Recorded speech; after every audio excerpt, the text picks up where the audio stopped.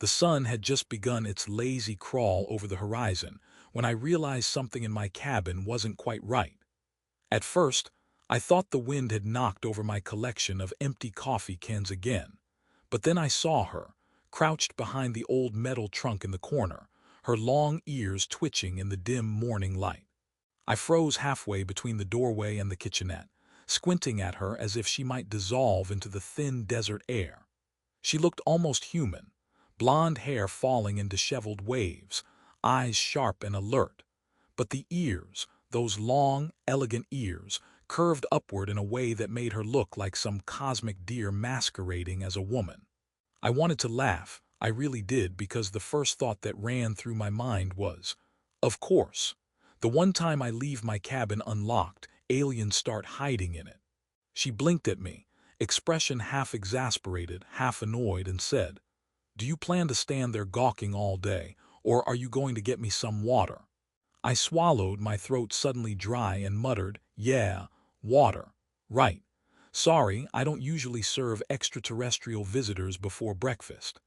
She smirked at that, her humor dry but unmistakable, and I felt a flicker of relief.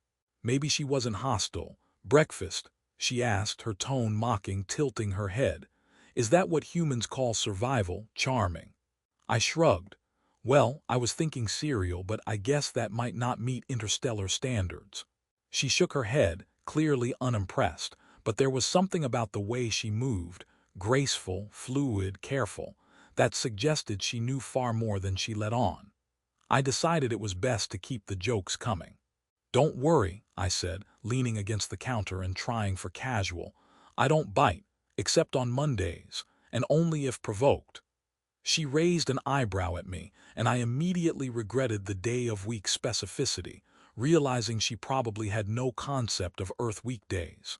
"I assume," she began, stepping into the weak sunlight that filtered through the cabin's dusty windows, "that you have no idea why I'm here."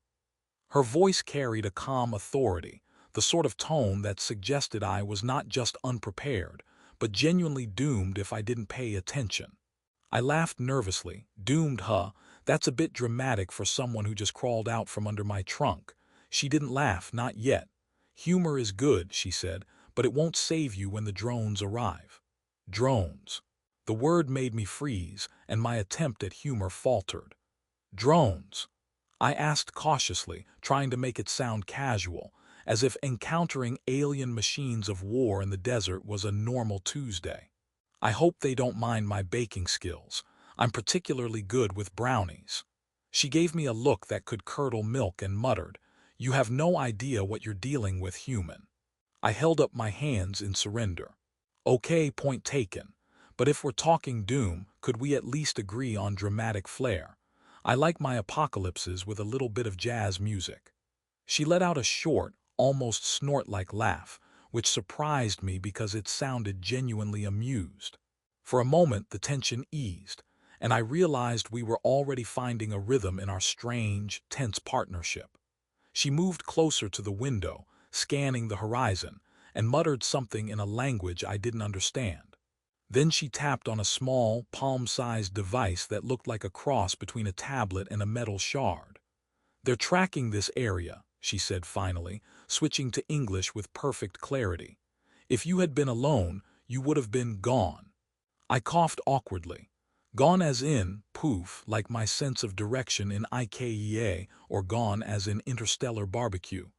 She didn't answer directly, just shook her head and flicked the device toward me. I caught it awkwardly. The screen flickered to life with a three-dimensional map of the surrounding desert. Tiny blinking dots moved along the sand, scanning, probing. "Those are not friendly," she said. "They will not negotiate. They do not bargain. And they will not wait." I swallowed, trying to imagine just how unfriendly a fleet of alien drones could be. I thought about my chances of survival and came up with a mental score. Slim, with a chance of a cosmic-shaped disaster topping it all off. "Okay," I said, trying to lighten the mood. "So we're talking the kind of aliens who don't appreciate charm or brownies. Got it." She let out a small, sarcastic laugh that felt like a reward, and I felt a flicker of pride. Small victories. She crouched beside me, tapping a few commands into the device, and explained in rapid succession. The drones had been tracking her for weeks. She had crash-landed nearby months ago, and somehow my cabin had become a waypoint in a galaxy-spanning conflict that I hadn't even signed up for. I nodded along, occasionally interjecting with clumsy jokes. So, let me get this straight. You crash-land, hide in my cabin, and now we're, what, desert vigilantes? She paused, regarding me like I had just suggested knitting sweaters for hostile alien machines. Vigilantes, she said finally, a faint smirk tugging at her lips, is one way to put it. Other way, we're trying not to die. I chuckled nervously as she examined my toolkit. Any chance a paperclip could double as a weapon against high-tech drones? She shook her head, amused. Against them? No, against your morale, possibly. That small quip somehow made the impossibility of our situation slightly more bearable. By mid-morning, we had organized a strategy: hide, observe, and prepare for the inevitable. She showed me how to set up reflective panels to confuse the drone's sensors, and I tried to contribute by offering my rusty knowledge of improvised traps, mostly involving tripwires and empty soda cans. Each suggestion was met with either polite tolerance or outright ridicule, but it felt collaborative, and humor kept the tension from suffocating us. As the sun climbed higher, casting long, wavering shadows across the sand, she paused and looked at me seriously. You will need to trust me completely. There will be moments when my choices seem strange, but follow them. I grinned, trying to match her tone, though my stomach twisted at the implication. Trust you, sure. I trust you as much as I trust a cactus not to stab me. She laughed softly, the sound light and unexpected in the oppressive desert heat, and I realized something important. Fear is easier to face when someone else is laughing beside you, even if that someone has long alien ears and the universe on her shoulders. By the time the first patrol of drones appeared on the horizon, we were ready in our own ridiculous, half-prepared way. I crouched behind a sand dune with reflective foil clumsily taped around me, and she, graceful as ever, crouched next to me with a device that hummed softly, scanning and mapping. I muttered under my breath, if we survive, I'm definitely charging rent for this cabin. She rolled her eyes but didn't stop scanning. The drones hovered closer, silent, methodical, and utterly unamused by human desert humor. I held my breath, waiting for disaster, but she whispered almost teasingly, relax. Remember, your jokes may not save you, but they make this interesting. And somehow in that moment, with sand blowing in my face, long-eared alien beside me, and the threat of interstellar death machines descending, I felt alive. The day had begun with a quiet cabin and ended with the impossible. A human and an alien forming a pact in the middle of nowhere, armed with nothing but wits, courage, and an oddly specific sense of humor. The desert stretched endlessly, but for the first time, it felt like a place where two unlikely allies could stand together and maybe, just maybe, survive. We left the cabin behind, leaving the pale dust to settle on the floorboards that had known too much solitude. I trailed behind her, trying to keep up as she moved with the effortless agility of someone who had never known gravity as a constraint, but something more like a polite suggestion. The desert stretched in all directions, a barren sea of sand and jagged rock, and yet somehow the horizon looked alive, like it was breathing in slow, deliberate rhythms. I squinted against the glare, muttering, I feel like a very lost tourist in a planet-themed amusement park. She glanced back at me, long ears flicking in mild irritation, and said, You're supposed to be scanning, not philosophizing about vacation packages. I shrugged, which earned a small smirk from her. We had a mission now, although what mission meant was still murky. The drones she had warned me about were not far behind, scouting relentlessly, and any misstep would probably get me turned into desert dust, or worse, a cosmic science experiment. Still, the absurdity of our situation wasn't lost on me. So let me get this straight, I said, adjusting my pack. You're some kind of interstellar fugitive. I'm just a random guy who bakes a mean cereal, and together we're supposed to outsmart fleets of death machines in the middle of nowhere. She didn't answer immediately, instead hopping over a sharp rock as though it were a molehill, then paused and said, "Pretty much. You've got the summary right minus the serial. That, I'm fairly certain, is irrelevant." The first obstacle came sooner than expected, a cluster of strange, bulbous plants that pulsed faintly with internal light. She froze, crouched low, and whispered, "Not just flora, surveillance. They're alive, sensing vibrations, reading heat signatures." I squinted at them, muttering, "They look like something I'd find in a failed sci-fi decoration store." She snorted quietly. "I assure you, humans are surprisingly arrogant about what is real." We had to tiptoe past them, stepping over patches of glowing roots while I made small, self-deprecating jokes about my own clumsiness. She even laughed once, covering it with a cough that sounded suspiciously like amusement. By mid-morning, the desert heat was intense enough that I considered begging for a heat wave waiver from the universe. The alien woman, however, seemed entirely unaffected. "Do you ever get tired?" I asked, panting slightly, using my best humor to mask the creeping fear. "Of what?" she asked, not looking back. "Everything. Running, hiding, saving my life from robots that hate humans." She rolled her eyes, and for a moment I imagined she might even chuckle. "Tired is a human luxury. If you survive long enough, you might understand." Our next encounter was with a small patrol of the drones. They hovered above the dunes like ominous metallic insects, silent, precise, and deadly. She gestured for me to flatten myself against the sand, whispering instructions as if teaching a human child to defuse a bomb. "Tilt your body to minimize your heat signature. Move when I say move. And for the love of all suns, stop muttering." I muttered anyway, mostly under my breath, about how awkward crouching in sand was and how much it hurt my knees.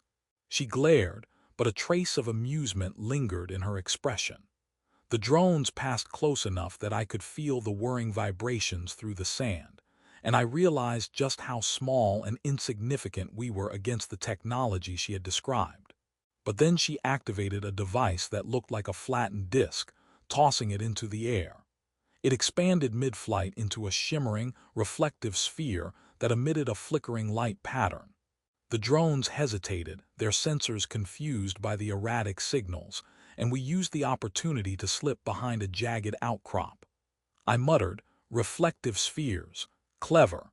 Reminds me of my old disco phase." She rolled her eyes again, long ears twitching. "You have the weirdest human references. Focus." We moved in silence for a while, the sun climbing higher, our progress measured in short sprints between cover. I tried to lighten the mood whenever possible, narrating my own death in increasingly absurd ways if we failed. "First, I'd probably trip over a rock. Then you'd have to explain interstellar etiquette to my poor, confused ghost." She groaned but didn't protest, which I took as a victory. Somehow, humor had become a shield against panic, a strange but effective distraction from the reality that we were being hunted. Around noon, she stopped abruptly and held up a hand. "Sensors detect movement ahead. Unfriendly movement." I squinted over the ridge and saw a figure crouched by a rock formation, tall and vaguely humanoid, with limbs that bent in ways that made my brain question anatomy. I whispered, "Is that friendly or cosmic serial killer?" She rolled her eyes and replied, "Friendly is unlikely. You're very consistent with your observations, I'll give you that." We approached cautiously, and the figure revealed itself to be neither fully alien nor fully machine, some hybrid of organic tissue and metallic plating. I quipped, "Well, that's reassuring. A little bit of everything." She didn't laugh, which I took as a reminder that my humor was for my benefit as much as hers. Still, we had to negotiate the situation. She whispered a series of commands to a device that projected holographic illusions, creating duplicates of us that ran off in different directions, confusing the hybrid being. It paused, scanned, and then moved on, allowing us to continue. By late afternoon, we found a small canyon that offered temporary shelter. She taught me how to scan the horizon using the device she carried, showing me how alien technology could read electromagnetic pulses and heat signatures far beyond human perception. I joked about needing a degree just to understand my own survival kit, and she laughed quietly, muttering, "You are astonishingly adaptable for a human." The compliment, though buried in amusement, warmed me more than the desert sun ever could. As the twin suns began their slow descent, casting long, flickering shadows across the canyon walls, we paused to rest.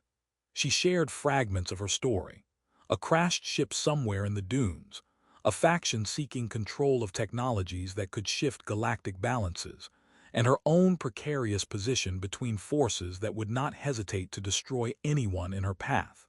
I nodded along, interjecting occasionally with humor to keep the mood from tipping into sheer terror.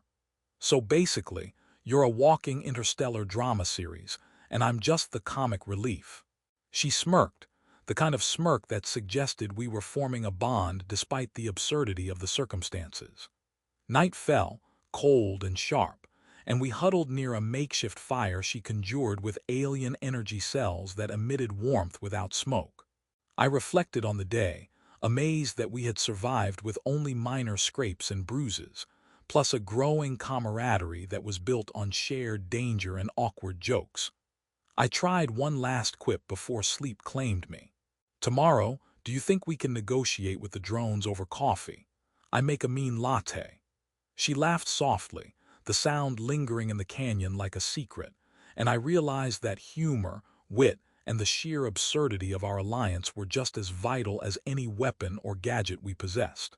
And so we rested, two improbable allies in a desert that spanned planets, dreaming of the challenges tomorrow would bring, bound together by necessity, humor, and a fragile trust that might just be enough to survive the galaxy's indifferent gaze. The desert was quieter than usual that morning, but the silence had a weight to it, like the calm before a solar storm. I squinted at the horizon, shading my eyes with a hand that trembled slightly from both anticipation and too little sleep. Beside me, the alien woman crouched low, long ears flicking with attention, scanning the dunes through a device that emitted faint, rhythmic pulses. "Today," she said, tone calm but firm, "we end this. Either we survive or the drones finally catch up." I nodded, trying to look brave, though my stomach reminded me that bravery doesn't digest well on an empty desert breakfast. "Sounds final. Do we get a victory parade afterward, or just the usual sand and existential dread?" She snorted quietly, shaking her head, and I thought that was the closest I would get to a smile from her without being hit by a laser pulse. We moved toward the central canyon, the one she had identified as the point of confrontation. The path was littered with the remnants of alien technology, some pieces small enough to fit in a backpack, others towering like metallic trees that had been twisted and abandoned. I stepped carefully, tripping over a jagged piece of metal, and she muttered something under her breath that I didn't catch, though her tone suggested mild annoyance. I waved my hands in apology and quipped, "I'm adding character to the landscape." She didn't respond, but the faint twitch at the corner of her mouth told me she thought it might be funny. The first wave of drones appeared just as the suns reached their zenith, hovering with the silent menace of floating knives. She signaled for me to crouch and stay close. I grumbled, "I feel like the desert is auditioning me for some intergalactic reality show called Humans Who Can't Crouch." She tilted her head, long ears flicking, and said, "You might just win, somehow." I tried not to laugh, knowing that humor was my thin shield against panic. She activated a device that projected a holographic map across the canyon walls. Lines flickered and shifted, displaying the drones' patrol paths in real time. "We split their forces," she explained. "I'll lead them on a chase through the eastern dunes. You'll create a diversion at the canyon mouth. Improvisation will be key." I swallowed and nodded. Diversion like interpretive dance or actual danger. She didn't answer, just handed me a small device that buzzed faintly. "That's your danger. Don't lose it." The diversion went surprisingly well, considering my human limitations and a tendency to swear under pressure. I rigged the device with makeshift reflectors and noise emitters, imagining it as a high-tech Rube Goldberg trap. When the first drones reached the canyon mouth, they paused, scanning the illusions I'd created, and I whispered to myself, "If this works, I want a medal shaped like a taco." I felt her presence nearby, and even though she was a better fighter and strategist than I could ever hope to be, I realized that my small contributions mattered in ways that weren't immediately obvious.